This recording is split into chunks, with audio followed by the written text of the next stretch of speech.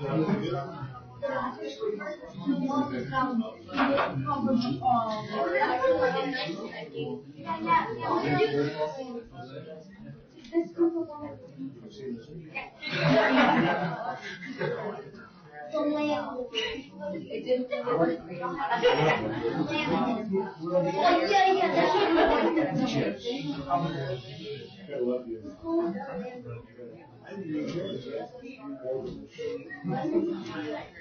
Good evening. Good evening. Good evening. Thank you for coming. Welcome to the meeting of the Plymouth Community School Board for May 1st, 2018. If you'll join us in the Pledge of Allegiance. Allegiance to the flag of the United States of America and to the republic for which it stands, one nation, under God, indivisible, with liberty and justice for all. Thank you. Our first item is to set the agenda. Are there any additions or corrections? No. With no additions or corrections, I'll entertain a motion to accept the agenda. Second. Motion and second. Any questions? All in favor, please indicate by saying aye. Motion carried. Are there members of the audience that would like to address agenda items this evening? Yes. Laura Pryor, PEA, item 4.8, legislative report. Thank you.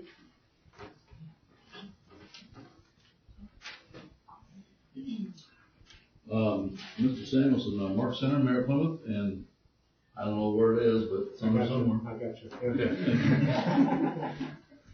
Thank you. Well, thank you for coming, and if there's any other comments, we'll have another opportunity at near the end of the meeting as well.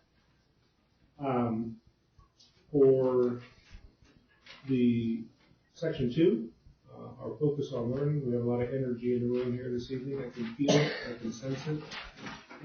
This evening we have Washington Discovery Academy representatives. Yes, we have Mrs. Lauren Cooper, principal at Washington Discovery Academy, and she's going to introduce her teacher who will then introduce the students. Thank you so much for allowing us to be here this evening. I am pleased to introduce to you Mrs. Nikki Treadway, fourth grade teacher. She has some students who are very eager to share some of their learning on the current topic. I'm Nikki Treadway, and I've been with Plymouth for 4 years, and I would also like to thank you for having these guys in here. This energy is contained. You do not know the half of it. They are excited to be here, and it's a great opportunity for them to stand in front of you and demonstrate for you what they've been working on. They argue quite a bit about which project they would like to present to you. So the one they are presenting is not finished. They're in the middle of it, and I will let them both introduce themselves and explain what that means. So come.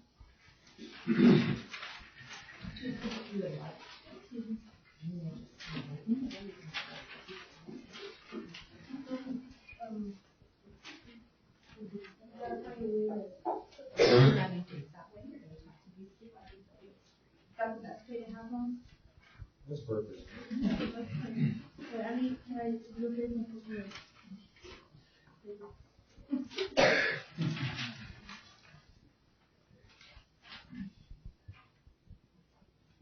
What was yours? Hello, we are fourth grade students from Washington Discovery Academy, and we are proud of it. Mrs. Treadway is our teacher. My name is Lucas. This is Jose, Caden, Miato, and Wiley. Thank you for allowing us to share our latest project with you, and thank you for our wonderful parents for bringing us. Will our parents please stand?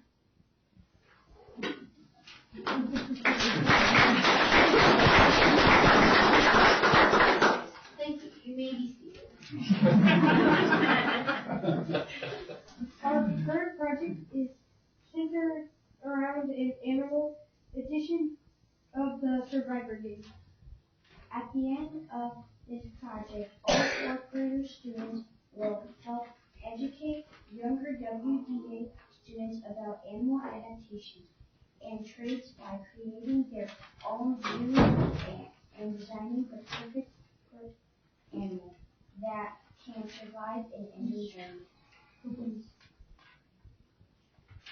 Our driving question is, would it be possible to create animal that could survive in every environment. We came up with a list of knows and needs to know and decided we need to know more about different adaptations that animals could have and more about the different biomes and climates we would need to try putting them in. Here's our first inquiry activity.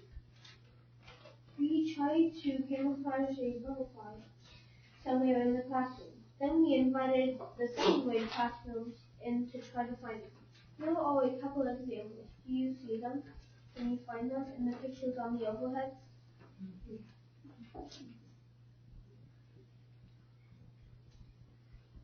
There's one more. Yep, you got that all very well done.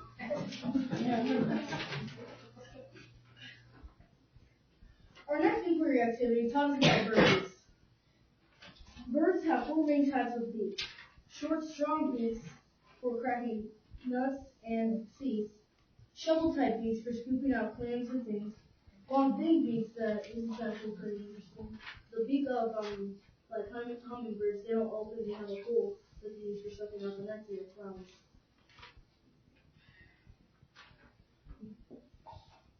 And pincer-type beaks for catching fish. We did a project that we had to scoop these out and scoop back. And we had pipe cleaners that represented worms, jellybees that represented snails, the Cheerios represented seeds, and the raisins represented bugs and fish. Which one do you guys think would be able to catch the worms? Which one will most likely be able to catch the worms? If you guys can test it if you want. The way it works is that yes, but you cannot use your hands. I do that? Yeah.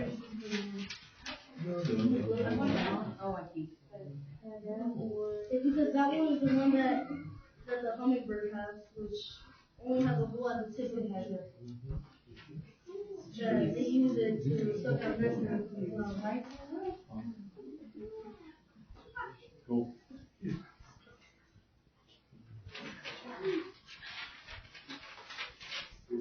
Once we understood what adaptation were, we began studying the different biomes from our world. These are tundra, Arctic, rainforest, desert, grassland, and deciduous forest. We identified the specific traits that help animals survive in those environments. We were each allowed to pick our favorite adaptation for one animal from each tribe.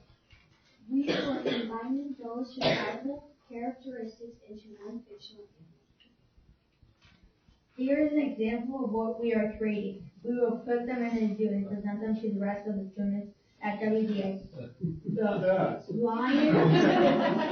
The lion-backed deer cat. Welcome to our classroom zoo. We have been learning about the 5 different biomes: tundra, desert, and temperate deciduous forest, grasslands, and the rainforest. We learned about how animals survive in each of these environments and how animals have adapted from one biome to another. After researching, we chose an adaptation from one biome to another. After researching, we chose an adaptation from each of the 5 biomes and combining them into a new animal that can survive in all 5 environments. From the tundra, I chose the white feathers and wings of the snowy owl. The white feathers allow it to blend into its environment and escape from predators. The feathers keep it warm and insulated in the coldest months, and also protected from water because they are water resistant. The desert biome, I chose the 2 humps of the back-trained camel. The camel uses its humps to store fat. This fat can be converted into water and energy in the hot desert climate. It allows the camel to travel long distance and survive with limited access to water. The adaptation I chose from the temperate forest, is the white-tailed deer, antlers. Male deer use their antlers to defend themselves and fight for their mates. Males shed their antlers in the spring months and grow a new set of antlers during the rest of the year. Bobcats live in the grassland biome. The adaptation I chose from the bobcat is razor sharp teeth. The bobcat uses its teeth to catch and eat their prey. Bobcats are carnivores and eat rabbits and birds, mice, and other small animals. My favorite animal is the lion tamarin, and it lives in the rainforest of South America. The adaptation I chose from this animal is its long, slender fingers. They are able to steal and eat fruit as well as to find and to eat tiny insects. All these adaptations on one animal will allow it to survive in each of the 5 extreme environments. This new animal is called the lion-backed deer cat. I hope you enjoy it. I hope you enjoyed your time at our zoo. Thank you for coming. And we have an example from one of the Mrs. Griddle's daughter. And this is an example of a young student from a former student. She made her animal using the tail of a squirrel from the temperate forest, blood of a polar bear from the tundra biome, the body of an armadillo from the grasslands, and the wings of a toucan from the rangelands, and the ears and the face of a fed fox from the desert. Why is it green? London. Please get out the WDA Facebook page to all complete projects. Any questions? So the lion-backed deer cat, how big does this get? I don't know. We do not know. Approximately, I Ask know. her. So, if it has the wings of an owl, and the owls aren't that big, so I'd say it has to be We like what long. about the size of his desk. Can it fly? Huh? Can it fly? Probably blind. Fly? I'm thinking it needed to.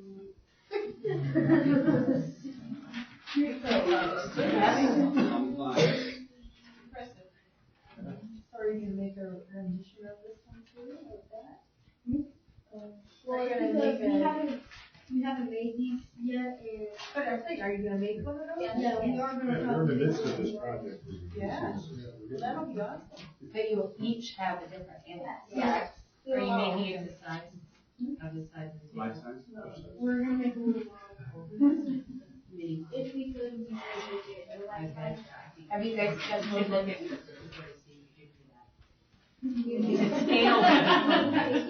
We'll talk about it later. Have you guys scheduled the date of your zoo yet?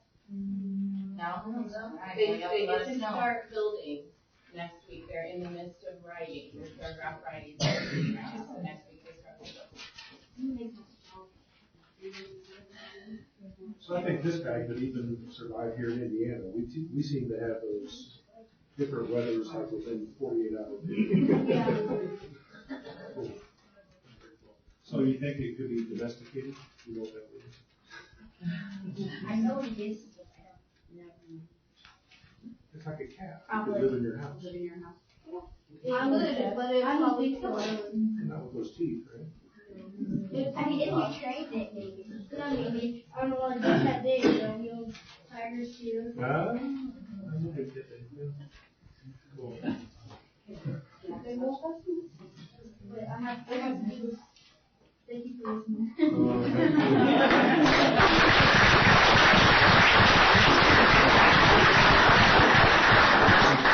Good, right? Send us a picture. I want to see this guy. Oh, tell them how they can feel. She's your Go ahead and tell them again. WDA Facebook page, we will exhibit all of their zoo animals at the end. Maybe you could make, what do they call them, bean babies out of them or something? Show them my hand. Nice job. Sorry? Nice job. Absolutely. All right. Well, thank you very much. That was very educational. You all are welcome to stay. You're welcome to go. And I'm guessing you're going to go. So, thank you again for bringing your students. Good job.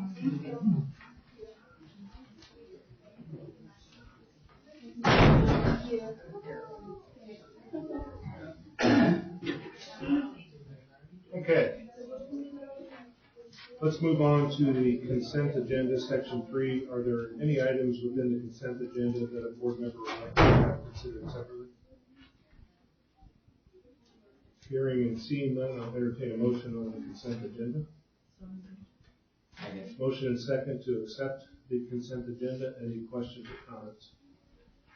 Yeah, Sammy, I'd like to make a comment. Yeah. Roy Benj, athletic director, retired. And I've had the privilege of working with Bob Heilman and Bill Nixon and Roy Benj. And Plymouth High School has been blessed with some outstanding leadership as athletic directors. And I certainly want to commend Roy and thank him for his contributions and wish him all the best. Here, here. Yeah. Good man. And you covered a bunch of decades or so. Yeah. Those three gentlemen. Did I show my age? Not at all. There's a lot that they do, and Roy specifically, that never goes unseen, I guess. And the number of events and the coordination and all that. So thanks to Mr. Benj and wish him well in retirement. Any other comments?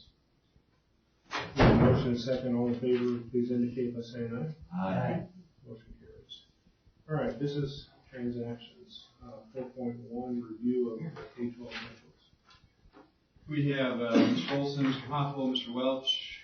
I think those are the three on this one. So gentlemen, if you can come forward and just discuss and review the considered changes that looking at the handbook.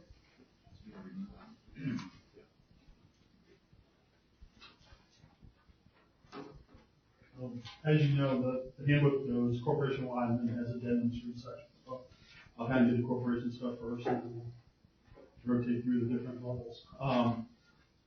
We're only going to also talk about kind of major changes, like moving sections around and stuff. We sent you guys that already. But one of the big changes is we are in working with the Marshall County Probation Department. We've added some different truancy language. It predominantly works grades 5 through 12, although it can apply to the elementaries as well. But probation this year took over the Marshall County Teen Court, which had been run by the Bowen Center, and we brought it in-house to probation. And when they did that, they came and met with us. Through a series of meetings, kind of came up with some procedures that they'd like us to work with them with to try and work on truancies. So we went ahead and we just kind of reiterate what truancies are, and when parents don't call in for their students within the 48-hour period that we have. We talk about what we do when we have a student who's marked unexcused initially. So we try to contact the parents by email and by phone, let them know if their student was absent that day. And we understand you're busy. You may not remember to call in or email. And could you do that within, this 48-hour period? After the 48-hour period ends, we make a follow-up phone call again before they would see one of the administrators about, excused absence. And then with probation, we put in kind of the following. The first truancy, student meets with the administrator. They're assigned a disciplinary action. Give Wednesday school as an example there. And then parent is contacted at that point to talk about it. If they say, oh no, I knew they were gone, this is excused, we would take away the disciplinary part and we would not refer that back on to Marshall County Probation. If the parent in that contact were unable to make the contact, the student would serve the disciplinary action and we would forward on a letter just informing probation that, hey, this occurred. So you guys are aware. On a second one, we would now ask probation to, in addition to our in-house disciplinary measures, we would ask them to initiate a truancy contract. Basically, that contract is they would meet with the parents and the student at the probation office. They would talk about truancies and what's important to be at school. And then if the student has another truancy, they would have to do some things in probation. Third truancy, we would have our discipline plus letting probation know that they violated that truancy contract, and then we keep informing down the road, depending on how long it would go and what was going on with them. So that was a change in past practice because of working both when Bowen kind of stepped out of it, and probation took over. They wanted to look at some different ways we can work, and we think it's been a good partnership with them. We've worked with probation since before I came here, and we continue now to do that. So we think this will be really good, and we've started to implement some of this even now as we're talking through them. Just that comment, so what's the timing of that? That'll be for the new school year? That'll be for the new school year, but the probation changed their reporting forms for us in the middle of the year, and they asked that we can start using that. So we can do that. A couple changes to dress code. The major one there is most of the handbooks had said skirts or shorts should be the fingertip length, and we have some students that have really short arms and some students that have really long arms, and they told us it was an arbitrary thing, so now it's mid-thigh, which we'll see how that works. So, thank you. I was calling Mrs. Porteous a lot for the high school. We also added, based on an earlier thing that had occurred, under harassment, we added the phrase pursuant to school board policy. That just came out of some experience stuff this year, and we've had requests of can we kind of tie that into outside of the board policy. So that phrase is now at the beginning of it. So, the elementary had no real major changes. Riverside really had minor changes, all right? Yeah, you just took the words out of my mouth. We really only had minor changes on wording. The most impactful things that in the handbook that are going to affect us at Riverside are the truancy issues that Mr. Wilson just discussed. So, Mr. Howell. So at Lincoln Junior High, we just had a few minor changes to some language. Under general information, we added that pickup is at designated for door number 1. And we said that our office closes at 4 o'clock. We added some information about after-school activities, that students who are not involved in after-school activities should leave the building at a reasonable time through door number 1. We talked about a little bit about cell phones, and talked about cell phones can be used before and after school during extracurricular activities, but during the academic day in the hallways, they should be off and silent and out of the way. And we also had some information changes about our tardy policy, just including tardies and how those are looked at throughout the school day. So previously, what was the cell phone policy? What's the change there? The change is we've had them out during times of classroom, the teacher discretion. They can still do that, but we're just being more clear about if teacher doesn't let you have it out, it just needs to be out for the way. Yeah. Any other questions about anything? Okay, welcome. Back to me again. We had some changes of language stuff around the areas of dual credit. A lot of this comes from changes at the state level where they're saying you can't have students enrolled in an AP class as well as a dual credit class. They have to choose. So they take the AP test or they can get the dual credit. They can't kind of double dip there. And that's coming through our partnership with Ivy Tech. So some of our courses in the handbook were listed as, and we've got dual credit options with AP, they were listed both. So we just adjusted as we have our offerings. So, class rank, we also just did some cleaning up of the language to make more clear how grade bumps work. With those being with the classes that are dual credit or AP, that's where you get those grade bumps. We talked more about the selection of the commencement speaker, because as you know, this year will be the first year potentially where we would have multiple valedictorians, in which case who would give that speech. So we refined some of that language going forward for in the case that we have multiple valedictorians and how we'll choose that person. And then we added language about the cum laude system that we have in place to recognize students who achieve greatness, but not necessarily at that level of valedictorian, salutatorian. One other thing is there were questions of, as you know, if we have multiple valedictorians, we will not have a salutatorian. It was asked if we have only one valedictorian, would we have multiple salutatorians if there are ties? And the answer to that will be yes. So that's now in the handbook in that way. As you know, we opened up a Go Center, so we just talked about that. We did some language cleanup in Academic Hall of Fame stuff. And we are adding a couple clubs this year. We had 2 students who did a ton of work, did a great job of talking to other students, putting together some really good proposals, and finding sponsors. And the committee felt that these 2 clubs would be good for the school to have. The first is a board game club. So we're going to encourage students to stay after school, play some board games with their classmates if they should want to do that. There's no real specific which one it could be. It could be chess, whatever they might want to do that week. They will meet as a club during the school day, during our club meeting time too, once in a while. And then we have the fashion club, and this came out of a student who wants to pursue a career in the fashion industry. And there's some, if she was able to start a club, she potentially would get some scholarship money, so we want to encourage that, and we like that kind of ambition. One of the key things that the committee really liked about this was they don't want it to just simply stay at the high school and be talking about fashion and doing some clothing design. They want to create an outreach program, particularly to go to Riverside and to Lincoln and talk to girls about body image and boys also, for that matter, and things like that that are some key issues with these. So that was really one of the swinging things was they're looking at some outreach that they've already. So those two clubs will hopefully be added. And then under athletic code of conduct, they added the number 11. Bullying other athletes or students is defined by the PHS handbook is now part of the athletic code. So we have some of those. And then the other stuff is really kind of cleaning up some language with honor code in terms of how it affects NHS membership, and then parent pickup and drop off, which is, you know, Mr. Condon sent some out at the start of the year. It's worked really well, so we're going to put that in the handbook. No parking in the first 2 rows by students in block 5, so that when parents are dropping students off, they can pull in there, they can park there, the students can walk out, get in the car, and then you don't have cars backing up and doing all this craziness with teens and other kids walking across the parking lot. And then at door 1, there's only 1 lane there now, so you can stand in the lane and pick up at the door and not way down and around. People can drive out and a little more efficient. And that's all. And the WSOI only had minor changes as well. Any other questions? I don't have any. Do you have any questions? No. Sounds good to me. Thanks, gentlemen. Thank you. This is not an action item, this is just for review, right? Okay. Appreciate the explanations. 4.2, K-12 textbook fees. As an adoption year, this was pretty minimal. No significant changes, if any, at K to 8. Mr. Kaufman, you had a few at the high school level.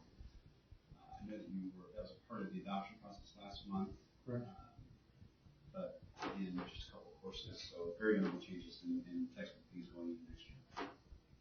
And so those are presented to you this evening for your approval, please. You have an explanation, recommendation to approve. Is there a motion?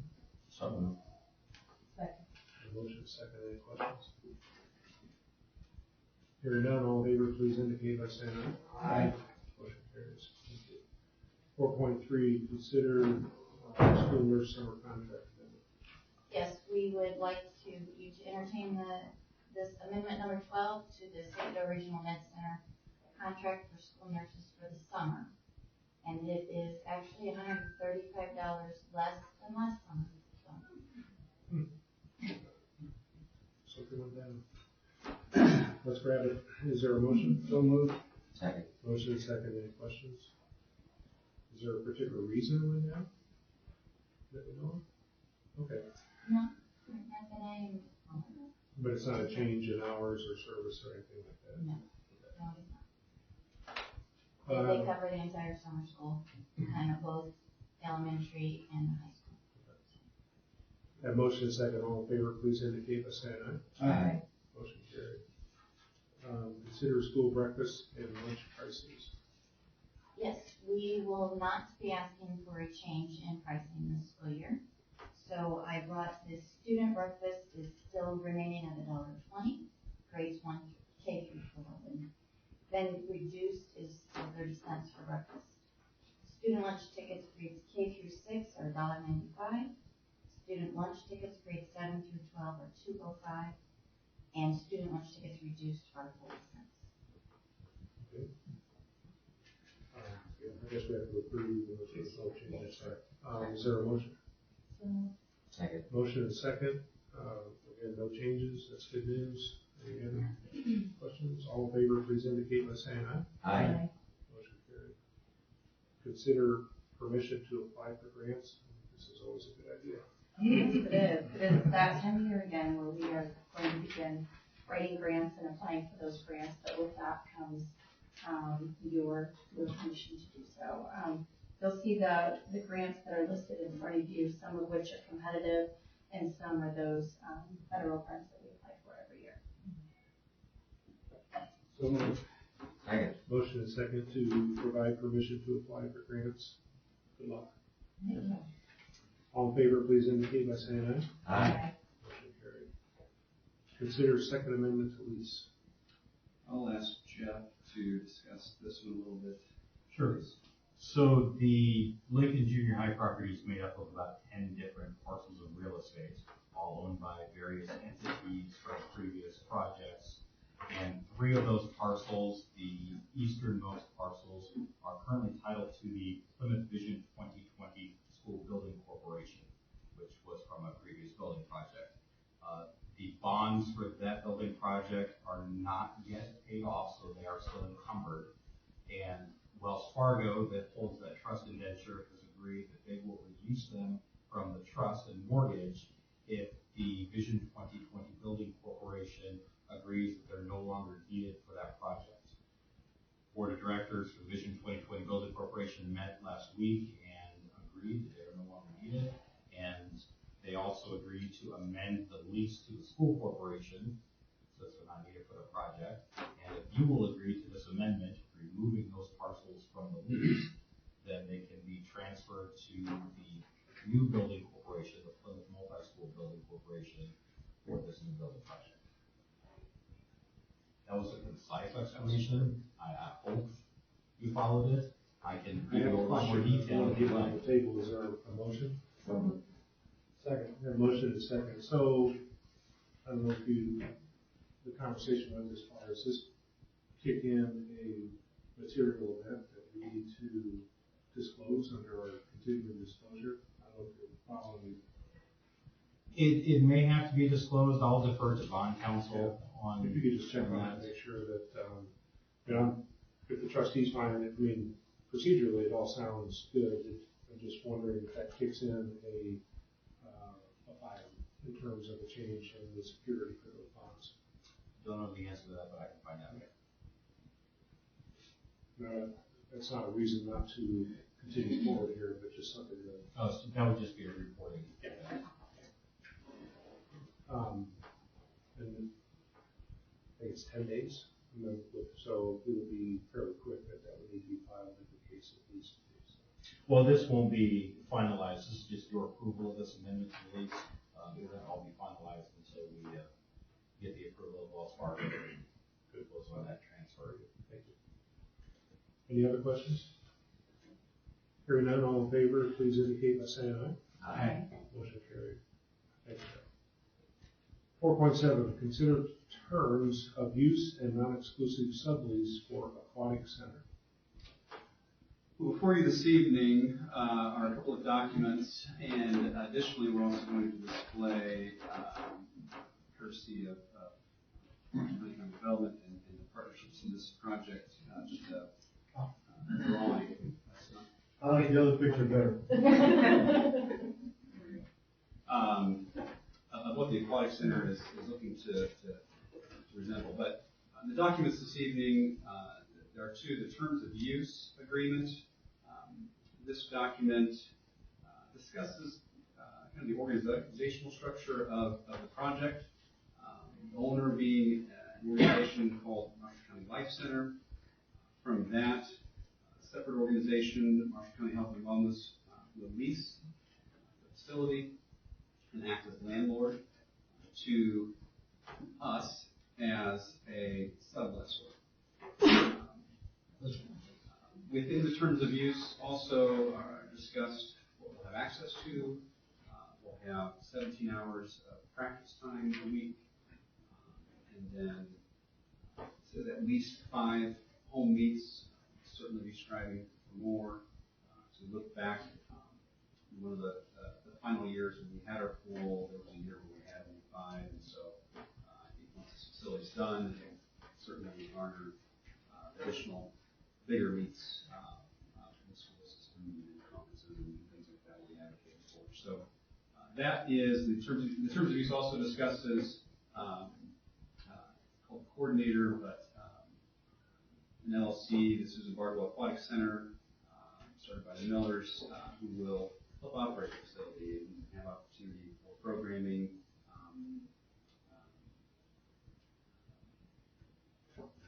make sure the rules run. They'll also within that have access to concessions for all events that we hosted there. That's the terms of use. The non-exclusive sublease just discusses more clearly what the expectations are of us as a sublessor. Our rental payments, which would be at $90,000 a year for us, that will come as of now. Our capital projects funds, we have other leases that come out of that fund. The park lease would be an example of that.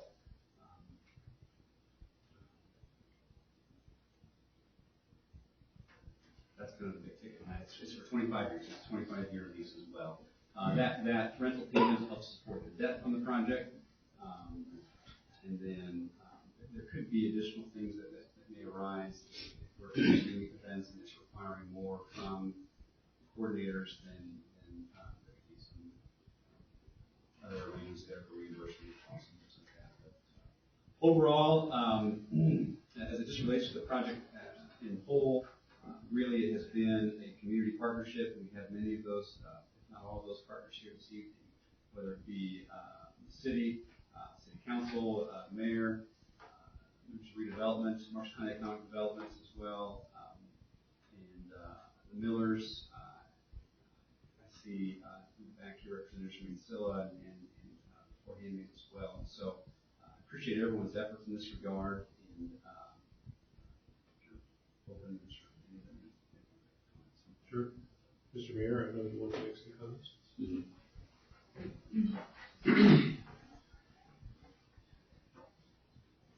Thank you for this opportunity. I don't want us to talk very long because I don't have anything prepared, so I'm not a very good winger, if you will. The coach is here too, by the way, the swim coach. I just had to say that. 6 years ago this month was when we began this journey. A journey that's come a long way with several roller coasters and loops and hollers and everything else. There was about a 9-member board or committee that started this in May of 2012. This is very important to our community. And in my opinion, this is economic development at its best, in that we can bring in an age group meet, for instance, of 500 people, maybe 250 the first day, 250 on Sunday, Saturday, Sunday, and they will be eating in our restaurants here in town. Some of them will stay in our hotels here in town. And that is the economic development at its best, in my opinion. Such as the Millers put the zone together a few years ago. Same thing, they're doing the same thing with the zone. The tennis courts will be doing the same thing as well. So I truly appreciate the time and the effort of everyone involved, and look forward to your pledge. Thank you very much. Thank you, Mayor. You want to say something there? Well, I could add, but I don't want to walk in front of this.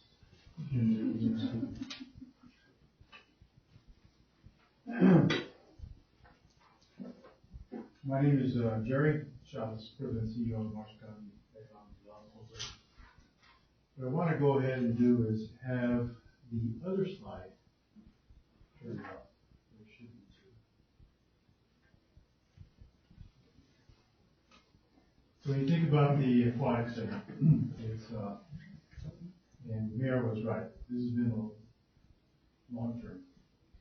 And the journey got intensified, I want to say, probably about 3 years ago. And even more so when you think about regional cities and that funding mechanism that came into Marshall County, in particular about $2 million for the aquatic center. But had it not been for this project here, which is the Early Learning Child Center, we would not be able to fund fully the full project, if you will. Because this project is tied in with that through new market tax credits, we have the opportunity not only to leverage $1 million to the pool, but we bring in $2 million for this particular facility. So when you look at total free funding, and I want to say it's free, the caveats, obviously, it's about $5 million in leverage. With your contribution in terms of the lease, obviously the city's contribution not only for the lease, but also the backing of the Series A, the Series B, and the Series C, as well as your friends at Scylla and the pledge to be part of the partnership. Truly a very unique opportunity for this community. This is a once in a lifetime project. In the world of economic development, I'm asked on a daily basis, is there any free money out there? And I usually have to tell people no. But in this particular case, we get to say yes. And because of a lot of hard work, determination by a lot of people to stand behind this project, we're about set to break ground, I would say, probably by June or July. We're watching very feverishly to a closing with all the lending institutions, and the financing is rather complicated. That's why we pay ISMO, Strategis, and other entities that play in that arena very, very well within handsomely so they can guide us through this process. Once again, the key to the action before you tonight is to work through these agreements.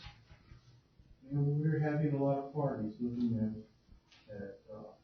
terms and conditions and nuances in terms of the right words in place. So this is even moving yet this morning. But we're working to a closing May 17th, just around the corner. So with that being said, I would entertain any questions. You might have quite a few. I might give you an opportunity to ask, and I can go ahead and answer. If I can clarify very quickly too, I don't want to hinder the questions, but what we're looking at this evening, we showed the Early Childhood Center just as a link in the project, but what we're approving this evening is not necessarily, is not tied to that at all. It's just the aquatic center, which is an important piece to see how it's all coming in. Before we get any questions, let's get it on the table. So moved. Second. We have motion and second. Questions? Well, I don't have any questions. I'm just elated that this has become a reality. And I know a lot of people have spent a ton of hours and days. In fact, the mayor, I think, got tired of me asking me every time I'd see him, when are we going to get this pool built? Well, it's become a reality, and I certainly commend all you people and the citizens, Rick and everybody else involved. I get the same thing at home, Larry, so. Okay.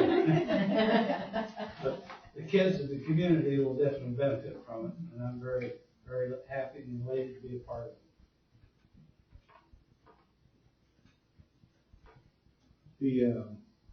For those that may not know, where is it going to be located?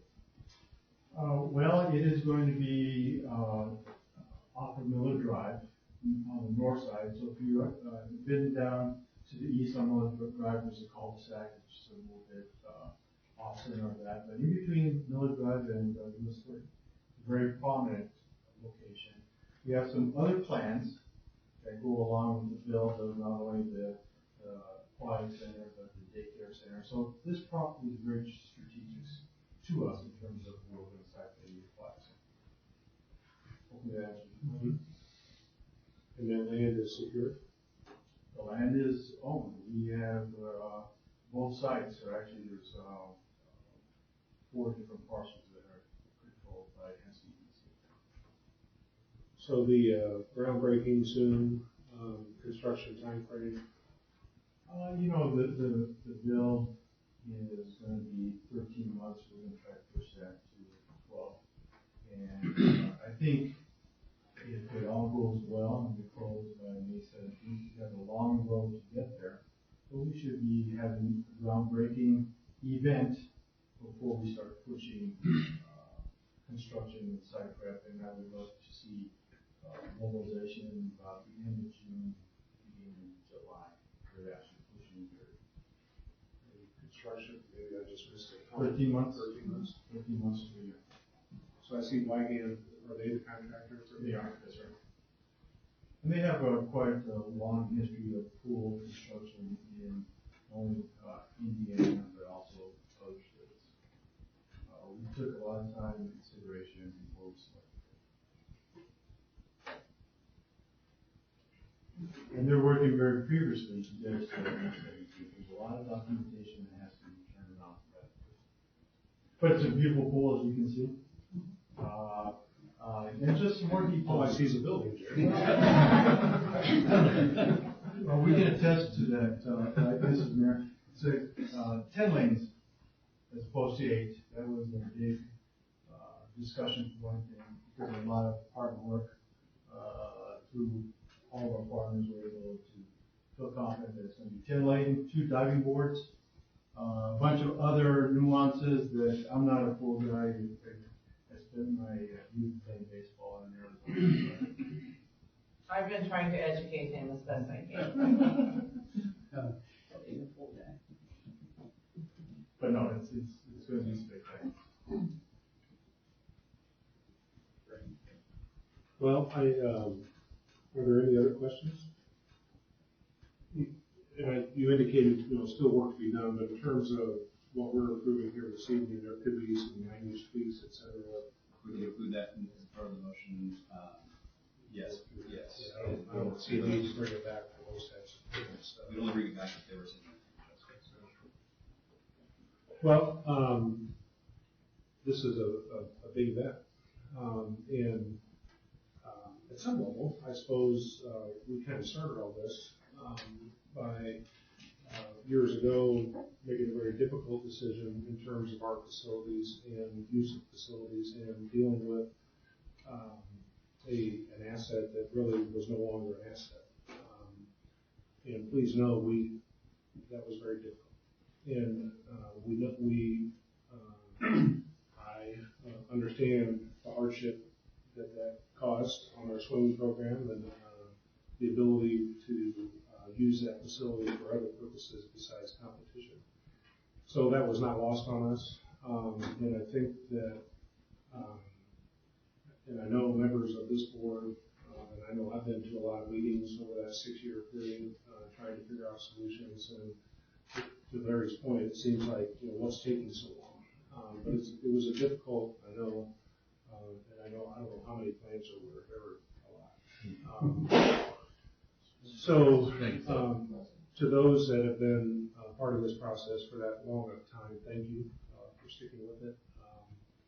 And we are a willing participant in this endeavor and hope for nothing but the best. I either said something to rile you up or... No.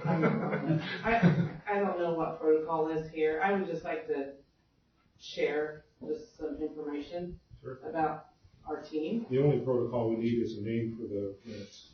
We all know who you are. Okay. Leanne. Yep. First year we had to travel was our daughter's senior year. The worst part of that was I was her coach again, for her. Our numbers dwindled, but in case you all don't know,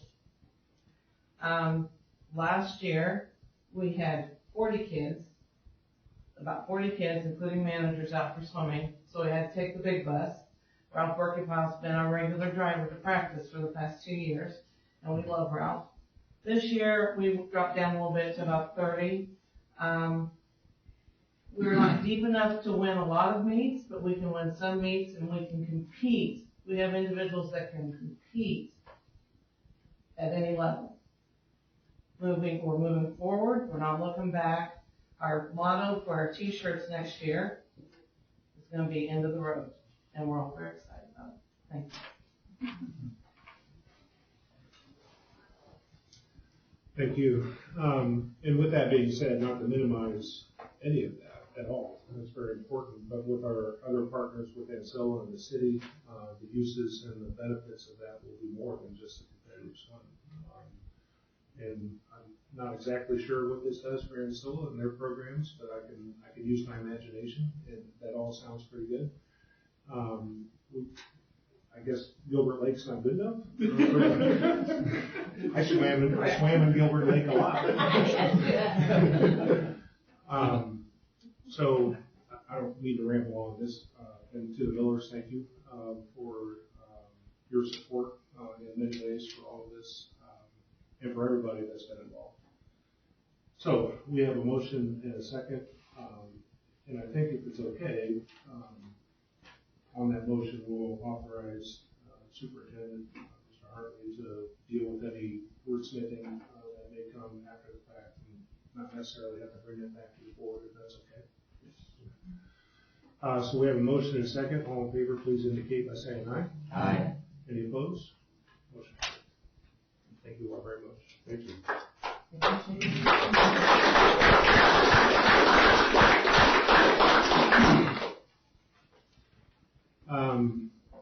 4.8, legislative report. Mine is short.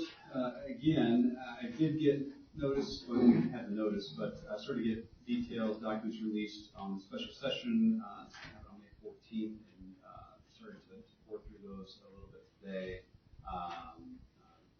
The bill, I can't recall the number off the top of my head now, pertaining to financial monitoring, involvement of the Distressing Appeals Board.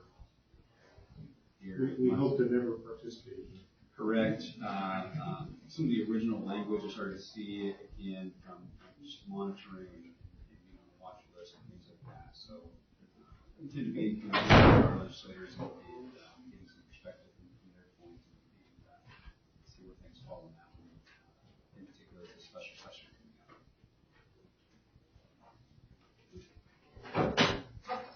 My name is Laura Cryer, co-president of Plymouth Education Association.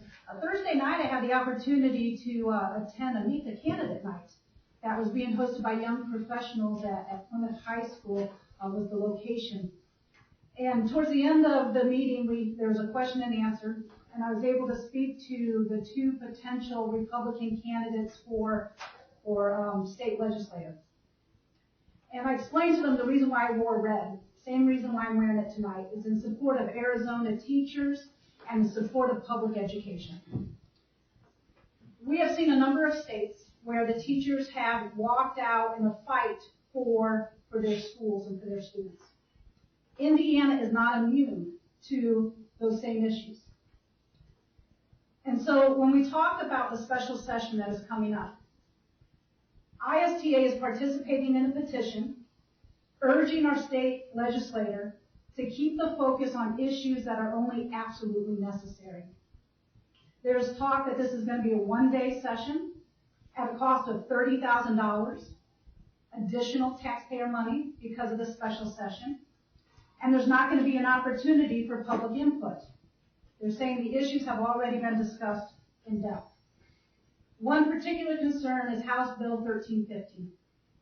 It has to do with the Muncie Public School Corporation. You might ask, why do we hear him here in Plymouth? Because basically, if it can happen to Muncie, it can happen to any school corporation.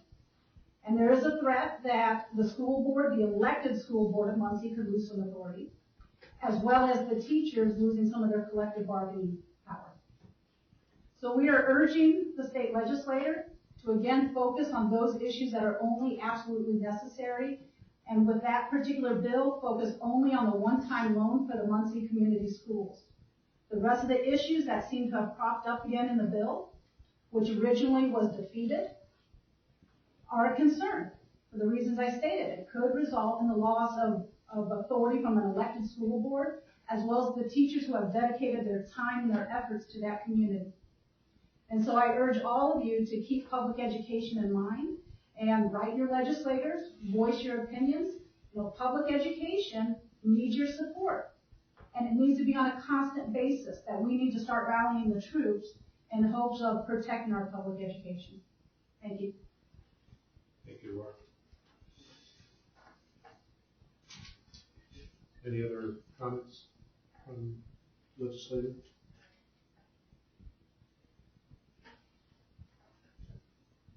Project update, 4.9. We will have our first construction meeting this week, and so with that, I'll have a bit more clear of a timeline on actual start date and how how all that's going to progress. And then also I'll be reaching out, scheduling our groundbreaking event to kick that off. We don't want you upstage on the ground. Our project's more expensive than hers. So I anticipate in, maybe not the June meeting, but the July meeting, we'll start to have Skillman here to provide further detail from their perspective, states hired, and we'll start to see some movement there. So. Mayor, you talked about economic development. I couldn't agree more. And I think our school system is an integral part of all of that. And really excited. And I know that it's been an equally long, probably longer process on discussing what we're going to do at Lincoln. And just really excited to see this get going and get started.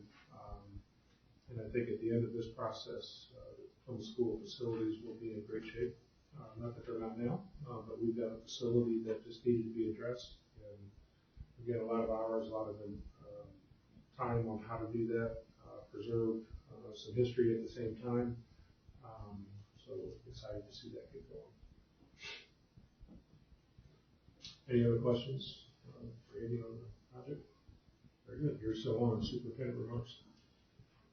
Well, I had this typed and then I had some new information as well, but our Jefferson robotics teams, World Championships in Kentucky, and I wanted to just, number one, express appreciation that there was some fundraising that they did, but also some contributions from some community members who helped support that trip and that competition and be there. And then I heard that the competition is over and they received the Judges Award in their class or division, which is kind of, they didn't win, but they stood out in such a positive way to the judges as they go through an interview and kind of see the passion that the kids have, the knowledge that they have about that.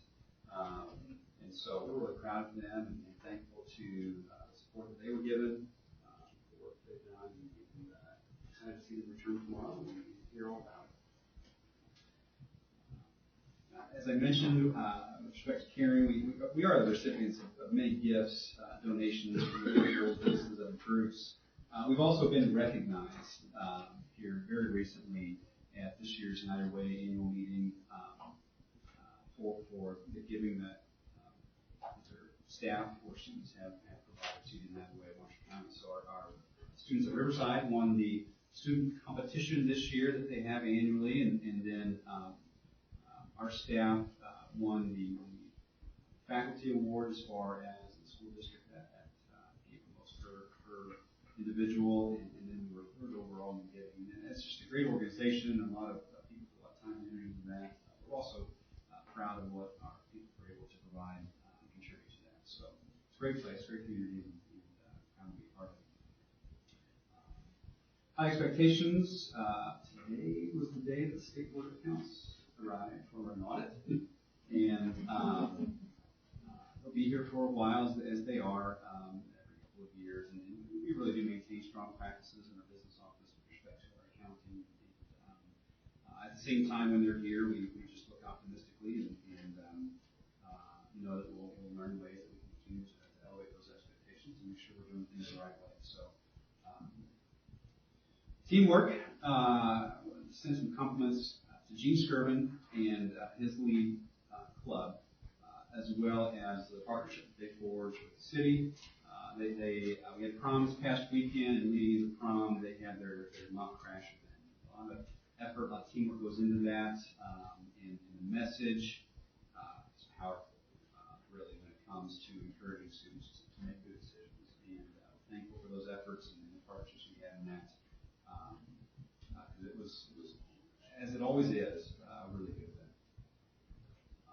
Also wanted to, and this is Riddle left, I think she's back there, but I wanted to give a shout out to Cameron Riddle, her son, who's a PHS student. He spent a couple of years to reinvent that outdoor learning space behind Washington. And my family and I were actually able to go out and help one, just a couple hours, not compared to anything that he was able to put into it, just with some brush. But then to be at the event opening that to the students was really great. They were excited to walk through that and see what's been done for them. And so we're thankful to Cameron and leadership provided to make that happen. As an Eagle Scout myself, I was blown away by that. Yeah, it was truly a great addition to our community and school corporation. And by way of enjoyment, this is our, technically our last board meeting of the school year. It's hard to believe that it's winding down. It's time to celebrate, and we're going to be doing that, celebrate many accomplishments in our schools, with award ceremonies, the annual senior awards is coming up. Additionally, we just have some music programs that are arriving as well. And the latest one is going to be the high school musical, which is high school musical this year. So it's going to be this weekend, and 7 o'clock on Friday, Saturday nights, and I think there's a 2 o'clock show as well Saturday. So we'll make sure you're aware of that. Upcoming dates, we have a regional meeting for School Board Association tomorrow night. Doors open at 5:30. If you're coming, the senior awards that I mentioned is May 11th. That's at 8 o'clock in the gym. So if you are coming, not notified us, please let us know so we make sure we have a seat for you. Our annual teacher appreciation dinner, where we honor our retirees and celebrate the school year, will be May 23rd at 4 o'clock in the high school cafeteria in Red Rock Park. May 31st is our last student day of the year. And then the day after, on June 1st, will be our annual classified breakfast and celebration honoring years of service and the successful school year for classified staff. So that starts at 7:30. We'll send that information out to you if you're interested in joining us. You're more than welcome.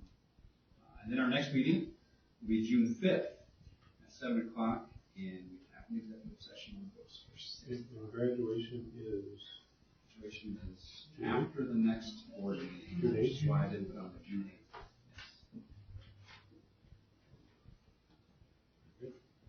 Any questions for you?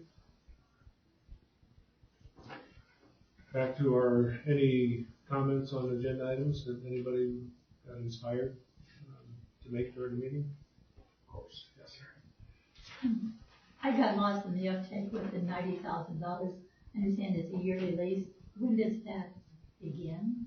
Or are you putting money towards the project now? It will begin this summer. A smaller payment, we won't do 90,000 this year, but the full 90,000 will begin in 2019. Okay. But we'll begin payments this coming summer. You're putting money towards it from capital projects is what it can do. Thank you. And could I know when parents can read the revisions to the Sorry? Can I know when parents or interested parties can read the revisions to the handbooks? I will find out what that exact release date will be. Usually it's pushed out through the registration process. And so we'll actually begin that here in the next few weeks with some online. Okay. If you want me to know that, thank you. Any other comments? Seeing none, hearing none, I'll entertain a motion to adjourn. So moved. All in favor? Aye. Or adjourn, thank you.